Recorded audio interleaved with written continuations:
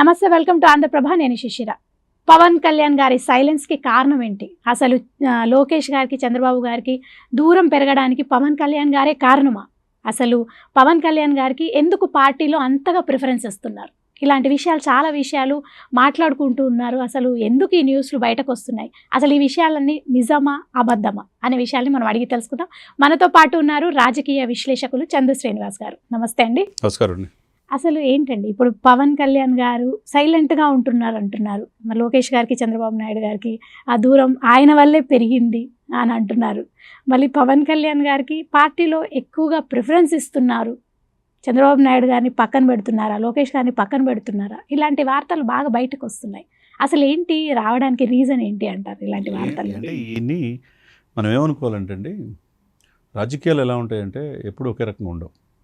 రాజకీయాల కష్టాలు ఉన్నప్పుడు ఆదుకున్న వ్యక్తిని మూలాలు మర్చిపోకుండా పక్కన పెట్టుకోవాలి. అది చంద్రబాబు నాయుడు గారు చేశారు. 52 రోజులు ఆయన రాజమండ్రి జైల్లో ఉన్నప్పుడు, ఇప్పుడు సోకాల్డ్ డిప్యూటీ సీఎం కావాలి లోకేష్ అనేవాళ్ళు కావచ్చు, పవన్ కళ్యాణ్ గారి స్పీడ్ ఎక్కువ అవుతుంది తగ్గాలని అనేవాళ్ళు కావచ్చు, వీళ్ళు ఎవరు కనపడలా, బయటికి రాలా. అప్పుడు ఏకైక వ్యక్తి నిలబడింది, ఒంటరిగా లోకేష్ పోరాడాడు తండ్రిని బయటకు తెచ్చుకోవడానికి. ఆ తర్వాత పవన్ కళ్యాణ్ గారే నిలబడ్డాడు. అన్కండిషనల్గా ఈ రాష్ట్రానికి చంద్రబాబు నాయుడు గారి సేవలు కావాలి, జగన్ గద్దె దించాలని ఒకే ఒక ఆశయంతో కూటమి మద్దతు ఇచ్చాడు. బీజేపీలో కూడా కలిపింది ఎవరు? పవన్ కళ్యాణ్ గారు. మరి ఎక్కడ తగ్గాలో ఎక్కడ నెగ్గాలో ఆయనకి బాగా తెలుసు. అది సినిమాలోనే కాకుండా నిజ జీవితంలో కూడా. మరి దాదాపు 1.5 దశాబ్దం 15 సంవత్సరాలు రాజకీయాలు ఉన్నాడు. తన అన్నగారు పెట్టిన పార్టీలో యువరాజ్యం అధ్యక్షుడు చేశాడు. అన్న కాంగ్రెస్లో వెళ్ళే తెలికి నచ్చగా జనసేన పార్టీ పెట్టాడు. నాతో 10 సంవత్సరాలు జర్నీ చేసేవాళ్ళు నాతో రండి అన్నాడు. దాదాపు 10.5 సంవత్సరాలు ఆయనతో జర్నీ చేశారు. 2014లో అనుభవం వ్యక్తి రాష్ట్రానికి కావాలని చంద్రబాబు నాయుడు గారిని సీఎం చేసింది ఎవరు? ఆయన కాదా? 2019లో విడిగా పోటీ చేశారు, ఓడిపోయి జగన్నాథ్. 2024లో మళ్ళా కలిసి పోటీ చేసేసరికి మళ్ళా సీఎం చేసి తగ్గింది ఎవరు? 21 సీట్లకే పరిమితమైంది ఎవరు? తన సొంత బ్రదర్ నాగబాబు కూడా సీటు పోయినా వదులుకుంది ఎవరు? రాజ్యసభ కూడా చేతిగారు వచ్చింది కూడా వదులుకుంది ఎవరు? అంటే ఇక్కడ ఎవరు తగ్గుతున్నారు? ఇక్కడ సైలెంట్గా ఉంటున్నారు. ఎక్కడంటే తగ్గడం తప్పులేదు, ఒక్కొక్క సమయంలో ఎదిగే కొంది ఒదిగి ఉండాలా. ఎక్కడ తగ్గాలో ఎక్కడ నెగ్గాలో తెలుసుకోవాలి. మూలాలు మర్చిపోకూడదు.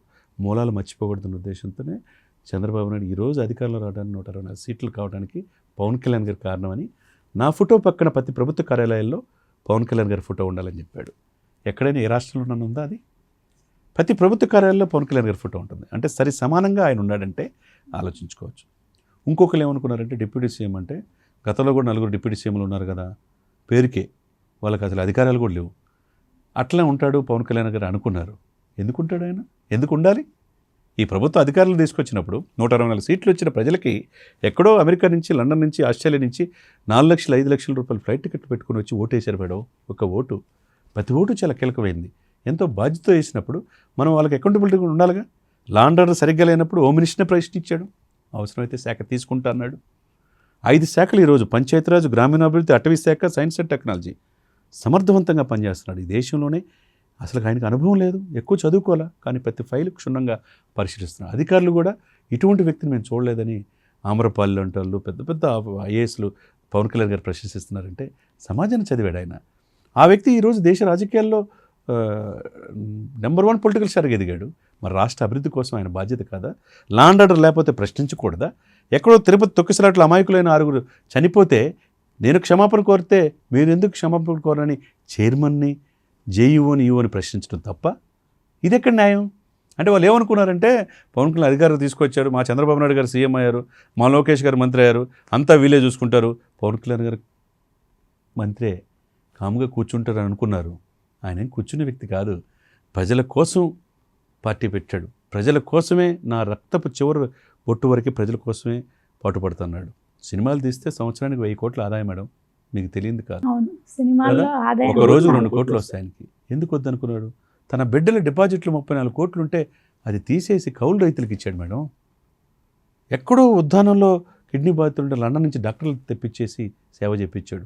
ఎక్కడో మత్స్యకారుల కోసం వలలు లేకపోతే వలలు ఇచ్చాడు. ఎక్కడో సుగాలి ప్రీతి ఇన్సిడెంట్ జరిగితే కాపాడాడు. ఇది ఆయన యొక్క ఇది. అది 100 కోట్ల రూపాయల పైన ఇప్పటి వరకు సహాయం చేశాడు. అది ఎప్పుడు? ఒక ఎమ్మెల్యే కాకముందు. ఆయన సొంత డబ్బుతో ఎమ్మెల్యే అయ్యాడు. తనతో పాటు ఆయన్ని అసెంబ్లీ గేటు కూడా దాటనివన్న వాళ్ళంతా వాళ్ళ ఇంటికి పరిమితం అయిపోయారు. ఈయన 21 సీట్లు గెలిపించుకొని వెళ్ళాడు. ఈరోజు ప్రభుత్వం చేయొచ్చు సహాయం, కానీ 400 గ్రామాలకి పంచాయతీలకి 400 లక్షలు 4 కోట్లు ఇచ్చాడు మేడం, సొంత డబ్బు. ఇక్కడ వరదలు వస్తే ₹1 కోటి ఇక్కడ సీఎం రేవంత్ రెడ్డి గారికి ఇచ్చాడు, అక్కడ ₹1 కోటి ఇచ్చాడు, 6 కోట్లు. గత ముఖ్యమంత్రి ఏమైనా ఇచ్చాడా? ఎవరైనా ఇచ్చారా? ఇప్పటివరకు ఎవరు ఇవ్వలేదు. చేయాలనే గుణం ఉండాలి, ఇచ్చే గుణం ఉండాలి, పేద ప్రజల కోసం, ఈ జన్మ ప్రజల కోసం అనే ఆలోచన ఉండాలి. అది పవన్ కళ్యాణ్ గారు. కాబట్టి మీరు అన్నట్టు ఆడ సైలెంట్ ఏం లేదు, ఆయన సిస్టమేటిక్గా చేస్తున్నాడు. చంద్రబాబు నాయుడు గారికి పవన్ కళ్యాణ్ గారికి క్లారిటీ ఉంది. మధ్యలో వీళ్ళు ఏంటంటే లోకేష్ గారి మనల కోసం, సార్ మీరు డిప్యూటీ సీఎం అవ్వాలా, ఈయన స్పీడ్ అవుతున్నాడు. ఈయన స్పీడ్ అవ్వకపోతే సీజ్ ద షిప్ ఏదైనా ఉంటే సెంట్రల్తో చూసుకుంటారంటే గట్స్ ఉండాలా? ఎవరైనా చేశారా ఈ దేశ చరిత్రలో? సీజ్ ద షిప్ అనబట్టే కదా 48,000 కోట్ల అక్రమంగా బియ్యం ఈ రాష్ట్ర సరిహద్దులు దాటిందనేది ప్రజలకు తెలిసింది. అక్రమార్కులు పేదవాడికి ఉచితంగా ఇచ్చే బియ్యాన్ని వీళ్ళు రీసైక్లింగ్ చేసి ₹72 బంగ్లాదేశ్కి, ఆఫ్రికా కంట్రీస్లో అమ్ముతున్న ఈ దుర్మార్గుల్ని బయటపెట్టాడుగా. అదొకటే బయటపెట్టలా, కట్ చేస్తే ఆ పోర్టు కూడా అక్రమంగా స్వాధీనం చేసుకుంది. కేవీ రావు నుంచి కూడా వైసీపీ వాళ్ళు రాపించుకున్నారు. 2,000 కోట్లు విలువ చేసేది 400 కోట్లకు రాపించుకున్నారు. అంటే ఇవన్నీ కూడా బయటకు ఎలా తెలిసింది? పవన్ కళ్యాణ్ గారి వల్లేగా. 30,000 మంది ఆడపిల్లల అదృష్టం అవుతుంది పవన్ కళ్యాణ్ గారు, తెలిసింది కదా. ఎవరు? అది గట్స్ ఉండాల. రాజకీయాల్లో సమర్థతగా పనిచేసే వాళ్ళకి ఎప్పుడు కూడా ప్రజలు హక్కును చేర్చుకుంటారు. ప్రజలకి మంచి పవన్ కళ్యాణ్ గారు ఈరోజు సీఎం కావాలి రాష్ట్రానికి ఎందుకు ప్రజలు కోరుకున్నారు? ఆయన మీద ఆయనకున్న నమ్మకమే ఆయన అంత ఈజీగా ఆయన తీసుకెళ్ళింది. ప్రజల్లో కూడా విశేషమైన ఇది ఉంది. 4.5 దశాబ్దాల అనుభవం చంద్రబాబు నాయుడు చూస్తున్నారు. భవిష్యత్తులో ఇప్పుడు చంద్రబాబు నాయుడు అనుభవం కావాలి కాబట్టి ఈరోజు ముఖ్యమంత్రి ఆయన. భవిష్యత్తులో ఎప్పుడు ఆయన డిప్యూటీ సీఎంగా ఉంటాడని ఎందుకు అనుకోవాలి? రాబోయే ఎలక్షన్స్ 2028లో ఈ కూటమి అభ్యర్థిగా సీఎంగా పవన్ కళ్యాణ్ గారు ఉండొచ్చు. అది ప్రజలు కోరుకుంటున్నారనమాట. ఎందుకంటే 2014లో త్యాగం చేసి 2019లో విడిగా పోటీ చేసినప్పుడు 2024లో మళ్ళీ ఈయన సీఎం అవడానికి కారణమైనప్పుడు మళ్ళీ 2028లో కూడా అనేది ఉండదు. సాక్షాత్తు లోకేష్ గారే అంటున్నారు, ప్రజలే కోరుకుంటున్నారు. నేను ప్రధాన కార్యదర్శిగా చాలాసార్లు చేశాను, ఏదైనా ఏ పదమైనా కానీ 3 సార్లు చేస్తే తప్పుకొని ఇంకొకరికి అవకాశం ఇవ్వాలంటున్నారు. లోకేష్ గారు చెప్పిన మాట.